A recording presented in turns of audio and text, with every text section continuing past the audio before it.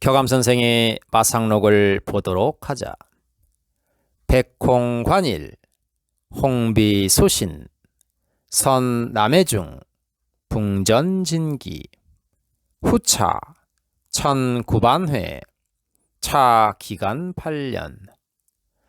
한낮에 밝은 무지개가 뜨며 기러기가 날고 사람의 몸이 사라져 없어지는 일이 생기며 또한 남쪽에서 붕세가 진기를 전해주는데 이후부터 하늘의 옛 양반이 돌아와서 자리 잡는 기간이 8년이라고 했다.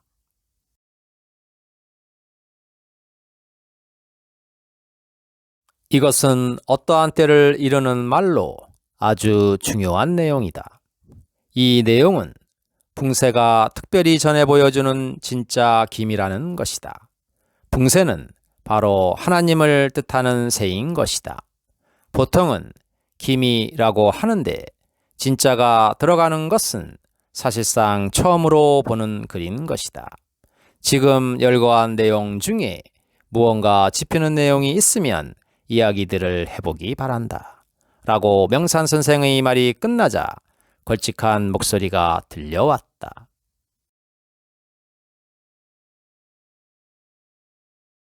다른 것은 잘 모르지만 사람의 몸이 사라져 없어진 사건이라면 1995년 6월 29일 발생한 삼풍백화점 사건을 의미하는 것이 아닌가요? 라고 하자 여기저기서 웅성거리기 시작하였다.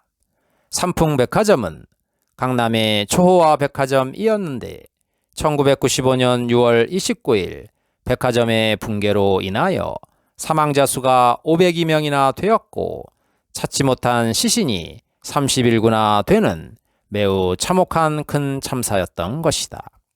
어찌 보면 현대과학으로도 도저히 이해가 가지 않는 충격적인 사건이었던 것이다. 그때 또 한 사람의 이야기가 들렸다. 사람의 몸이 없어진다는 일에 대하여는 이제 이해가 되는데 무지개가 뜨는 것은 또 무엇입니까? 라고 질문하자 명산 선생은 또다시 조용히 말을 잇기 시작하였다.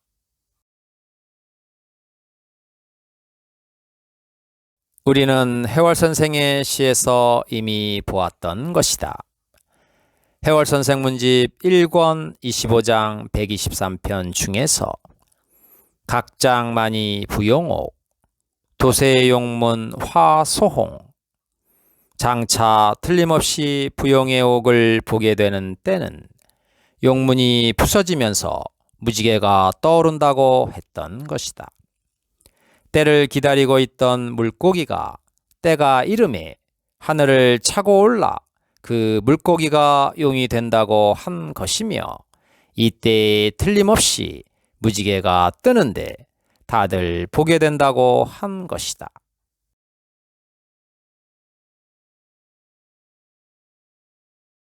구체적으로 말하자면 삼풍사건이 일어난 그해, 즉 1995년 10월 5일 가을철 서울 하늘을 아름답게 수놓은 쌍무지개가 떠오른 것이다. 이때의 쌍무지개는 유난히도 크고 선명하여 신문과 방송이 서로 다투어서 보도를 했는데 각 신문들은 칼라로 보도했고 TV방송에서는 저녁 9시 뉴스에 소개하기도 한 것이다. 이날 두 차례나 쌍무지개가 떠올랐는데 그때가 오후 4시 10분경과 5시 15분경이었다. 그리고 며칠 후에도 또다시 무지개가 떠올랐던 것이다.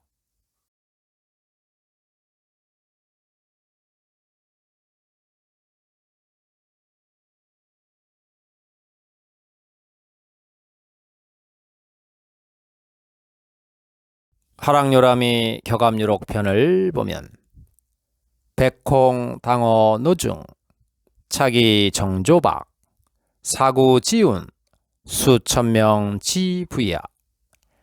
도로 위에 선명하게 무지개가 떠오르는 것은 예언서에서 말하는 정조박은 하나님의 아들에 대한 별칭으로 정도령이 하늘로부터 서신사명의 천명을 받는 불을 뜻하는 것이다 라고 하였다.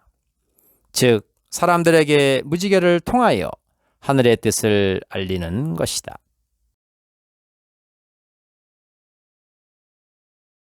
또한 산수평장의 6대 9월 해운계 편과 하락요람의 격압유록 편에 계룡 촉원, 출조정거, 신비기, 즉 정도령이 비로소 일을 시작할 때 번개보다도 빠른 신비기가 출현할 것이라고 하였다. 즉 귀신들의 비행기라고나 할까 하여간 이러한 것이 출현한다고 하였다. 그러자 사람들은 그게 무엇인가 하고 웅성거릴 때 한 사람의 말소리가 들렸다.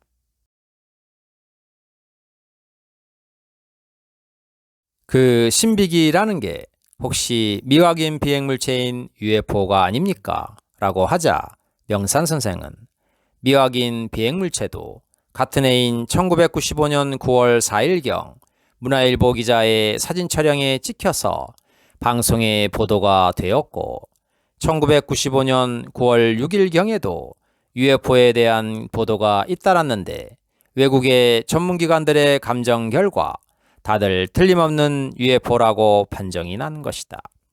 즉 예언서에서 말한 내용이 현실적으로 물적으로 증명된 셈이다. 이러한 것들은 하늘이 무엇을 알려주기 위한 기미인 것이다. 라고 말하자 다시 한 사람이 질문을 하였다.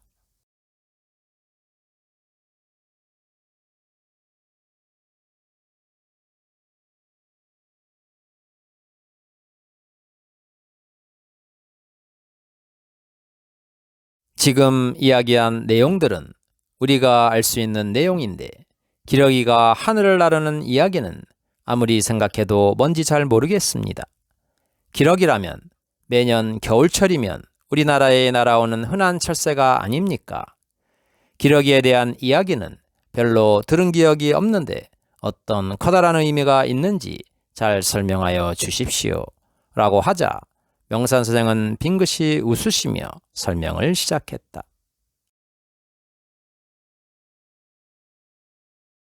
지금까지의 삼풍백화점 붕괴 사건과 무지개와 미확인 물체인 UFO는 일반 국민들에게 하늘의 뜻을 전해주는 징조이지만 기러기는 오직 한 사람에게 하늘이 천명을 내리는 부명인 것이다. 설령 다른 사람이 기러기를 보았다 하여도 아무 의미가 없는 것이다. 그 의미를 모르게 되어 있는 것이다. 그렇다면 기러기는 어떠한 의미가 있는가? 기러기가 이르는 것을 보고 슬기로운 선비는 그때가 이른 것을 알게 되고 또한 권세를 가지게 된다고 하는 것이다. 기러기는 겨울철새이다. 제비가 강남으로 이동해 가면 북쪽에서 기러기가 날아오고 다시 기러기가 북쪽으로 돌아간 다음에는 남쪽에서 제비가 날아오는 시기가 되는 것이다. 그래서 제비와 기러기는 서로 만날 수 없다는 것이다.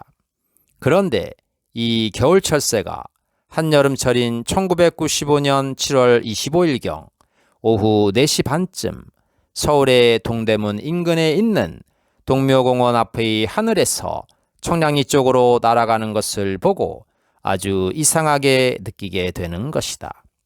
왜냐하면 기러기는 겨울철새인데 한여름철에 서울 상공을 날아 8팔자의 모양으로 때를 지어 날아가는데 그 기러기들의 모습이 어찌나 선명하던지 무언가 심상치 않음을 느끼게 된 것이다.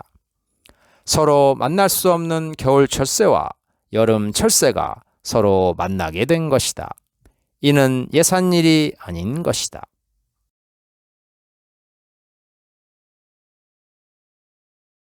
또한 열흘쯤 뒤에 남해 쪽으로 지리답사를 나갔다가 다시 서울의 동묘 앞과 같이 기러기 무리를 보게 된 것이다.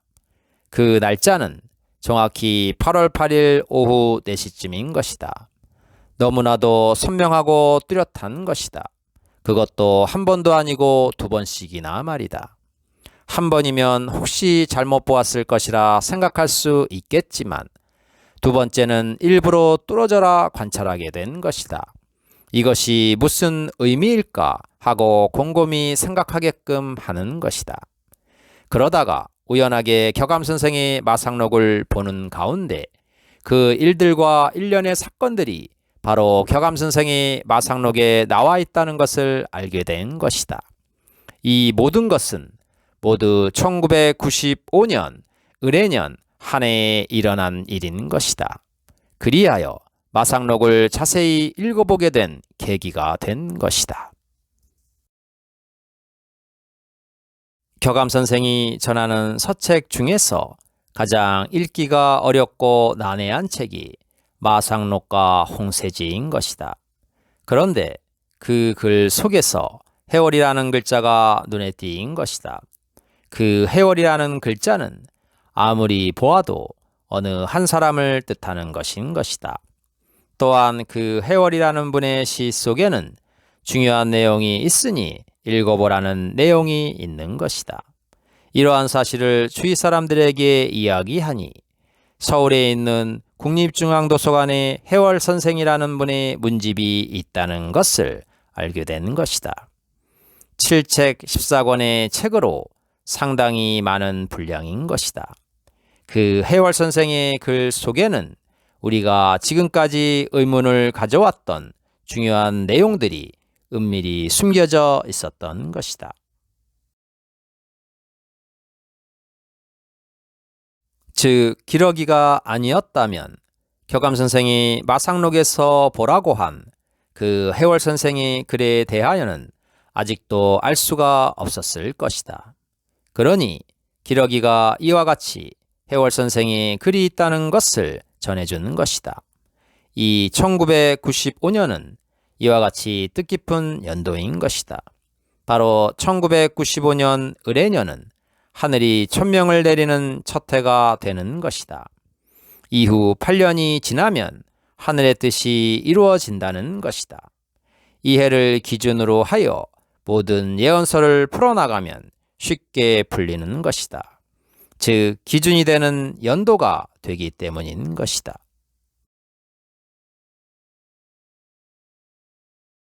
(1995년을) 기준으로 했을 때 비로소 비결의 내용이 좌우로 정렬되기 때문인 것이다.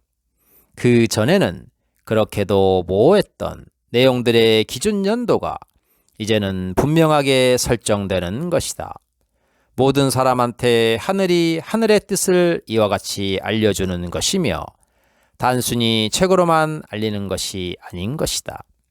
이런저런 이유들을 붙여서 안 믿으려고 하는 사람들을 누구도 부정하지 못하게 눈으로 확인하게끔 보여주는 것이다. 그러면 이제부터 하나하나 차근차근 풀어나가 보자.